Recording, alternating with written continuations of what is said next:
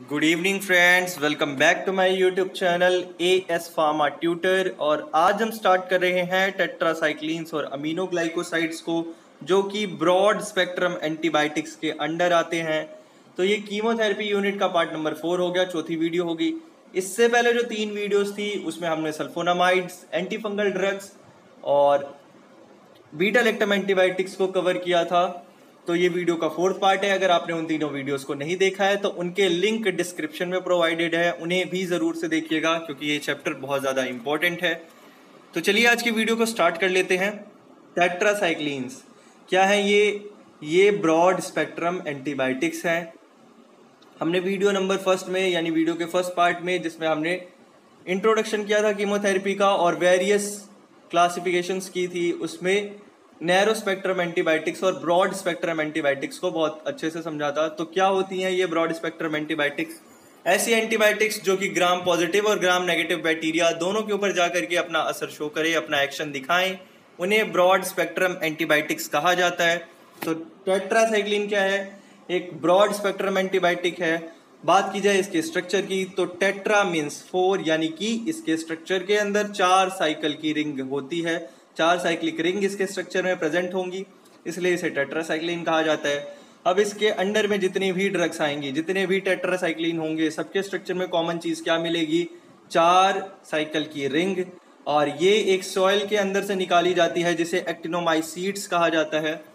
तो उसके अंदर से निकाली जाती है। क्लासिफिकेशन की बात की जाए तो ड्यूरेशन ऑफ एक्शन के बेस पे, यानी कि बॉडी के अंदर जाके के कितनी देर तक ये अपना एक्शन शो करती हैं, उसके बेस पे इसकी क्लासिफिकेशन को किया गया है।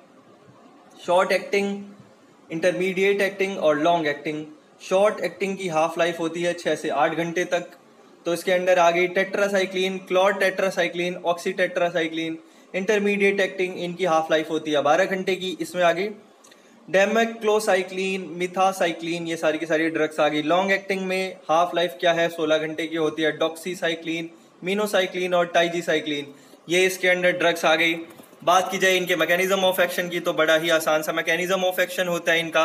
ये नेचर में बैक्टीरियोस्टैटिक होती हैं और ये प्रोटीन सिंथेसिस को इनहिबिट करती हैं, ये सारी की सारी ड्रग्स, यानी कि इनहिबिशन ऑफ प्रोटीन सिंथेसिस होगा। होता क्या है?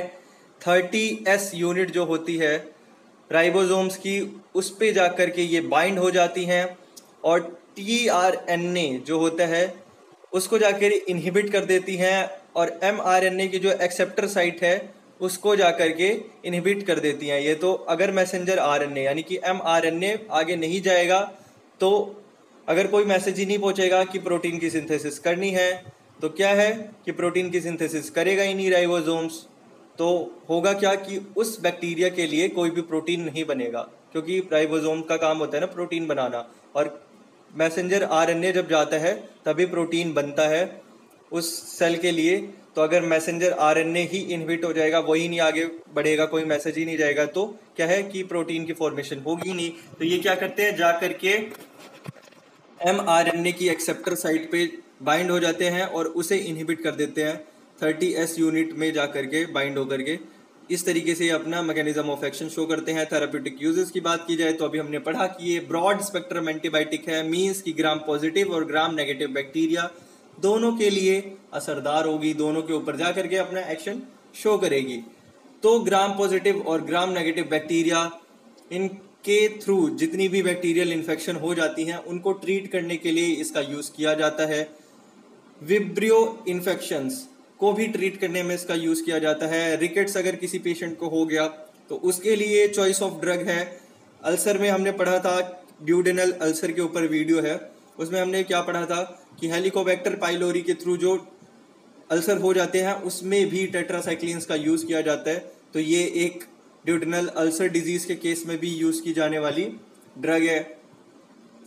सेक्सुअली ट्रांसमिटेड इन्फेक्शन जो भी हो जाते हैं, जैसे कि क्लामाइडियल इन्फेक्शंस जो है, उन केस में टेट्रासाइक्लिन का यूज़ किया जाता है in combination with other antibiotics, और एंटीबायोटिक्स की कॉम्बिनेशन के साथ मिला करके, मतलब अकेले ही नहीं, बाकी एंटीबायोटिक्स को भी मिला करके इसे प्लेग, टुलारीमिया और ब्रूसेलोसिस, इन केसेस में, इन डिजीजेस में दिया जाता है।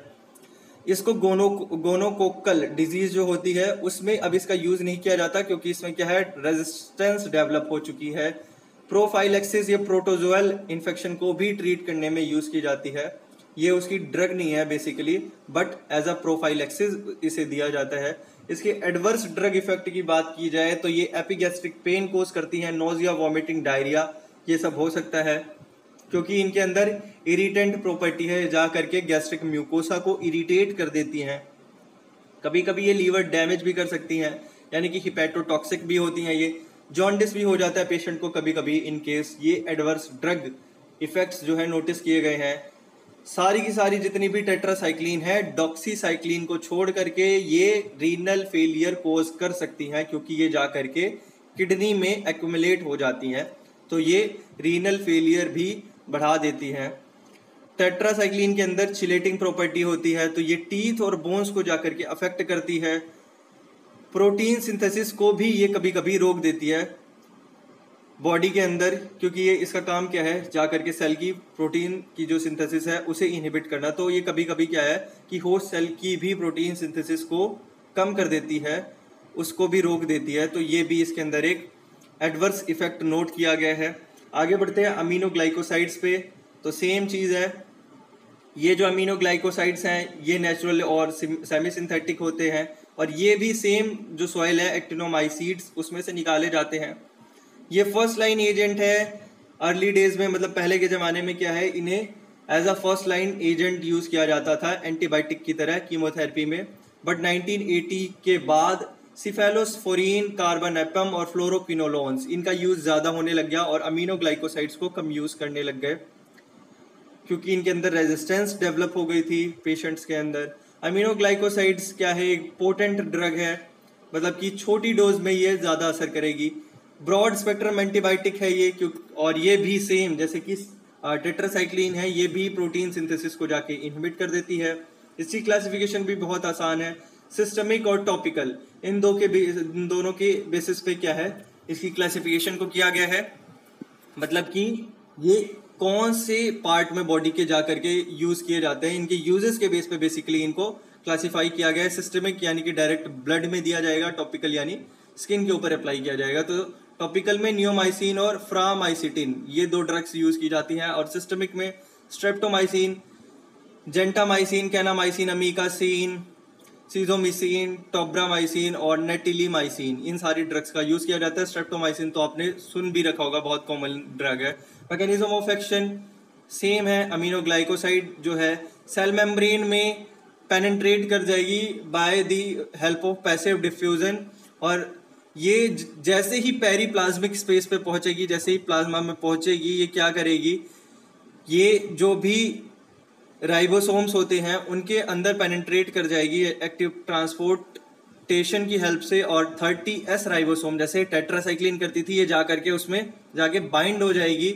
उस रिसेप्टर पे जा करके, और ये या तो प्रोटीन की सिंथेसिस को ब्लॉक कर देगी, या प्रोटीन की सिंथेसिस को टर्मिनेट कर देगी, या फिर कुछ इनकरेक्ट अमाइनो एसिड का एडिशन कर देती है ये, जिसकी वजह से क्या है, प्रोटीन क्या है, पॉलीमर ऑफ अमाइनो एसिड्स होते हैं, बहुत सारे अमाइनो एसिड्स जुड़ करके एक प्रोटीन की फॉर्मेशन करते हैं। तो अगर बीच में कहीं पे भी इनकरेक्ट अमाइनो एसिड जो है लग गए तो क्या है कि वो उतने अच्छे से वर्क नहीं करेंगे। वर्क क्या, ये बिल्कुल ही वर्क नहीं करेंगे क्योंकि अब ऐसा समझ सकते हैं आप कि बहुत सारे 10 बंदों का कोई भी ग्रुप है, गैंग है, अब उनके बीच में कोई भी 2 पुलिस वाले चले जाएं, उस गैंग में मिल जाएं, तो क्या होगा, गैंग तो खराब, क्योंकि सारी उनकी जो इन्फॉर्मेशन है वो लीक हो जाएगी। तो वही सेम काम है इसका, ये या तो कुछ इनकरेक्ट अमाइनो एसिड की एडिशन कर देगी जिसकी वजह से प्रोटीन सिंथेसिस इनहिबिट हो सकती है। इन तीनों केसेस में क्या है, प्रोटीन सिंथेसिस इनहिबिट हो जाएगी और बैक्टीरिसाइडल इफेक्ट देखने को मिलेगा। टेट्रासाइक्लिन क्या थी, बैक्टीरियोस्टैटिक है, और अमाइनोग्लाइकोसाइड्स क्या है, बैक्टीरिसाइडल ड्रग है। दोनों की दोनों ब्रॉड स्पेक्ट्रम एंटीबायोटिक है। इसी स्पेक्ट्रम ऑफ एक्टिविटी को देख लेते हैं, तो ये ग्राम नेगेटिव एरोबिक बैसिली जो बैक्टीरिया है उसके लिए तो प्राइमरली एक्टिव है, बट ये ग्राम पॉजिटिव कॉकी बैक्टीरिया पे सिर्फ कुछ बैक्टीरिया के ऊपर जाकर के असर करती है, जैसे कि स्टेफ ऑरियस, स्ट्रेप्टोविरिडेंस, इन सब के ऊपर। और ये ग्राम पॉजिटिव बैसिली के ऊपर तो बिल्कुल इफेक्टिव नहीं होती, और ग्राम नेगेटिव कॉकी जो है एनारोब्स, उनके ऊपर भी ये इफेक्टिव नहीं होती। तो ये इसके कुछ डिसएडवांटेज है यहाँ पे, कि कि इन बैक्टीरियाज के ऊपर जा करके इसका कोई इफेक्ट नहीं होता। इसके थेराप्यूटिक यूजेस की बात की जाए तो जितने भी ग्राम नेगेटिव बैसिलरी इन्फेक्शन हो जाएंगी, जैसे कि सेप्टिसीमिया, पेल्विक और एब्डोमिनल सेप्सिस, उन सब के केस में अमाइनोग्लाइकोसाइड्स का यूज़ किया जाएगा। बैक्टीरियल एंडोकार्डिटिस, इसके केस में इसका यूज़ किया जाता है, जैसे कि एंटेरोकोकल, स्ट्रेप्टोकोकल, स्टाफाइलोकोकल इन्फेक्शन जितनी भी हो गई हार्ट वॉल्व्स के अंदर, इन बैक्टीरियाज की वजह से जो भी हार्ट की वॉल्स पे इन्फेक्शन हो जाती है उसको ट्रीट करने के लिए यूज़ किया जाता है अमाइनोग्लाइकोसाइड्स का। निमोनिया और टीबी यानी कि ट्यूबरकुलोसिस के लिए इसका यूज़ किया जाता है। तुलारीमिया, प्लेग और ब्रूसेलोसिस, इन केस में भी इसका यूज़ किया जाता है। टॉपिकली जो नियोमाइसिन और फ्रामाइसिटीन है उस किस केस में यूज़ किया जाता है, अगर आइज में कंजक्टिवाइटिस हो गया उस केस में यूज़ किया जाएगा, और एक्सटर्नल ईयर में भी इसका यूज़ किया जाता है।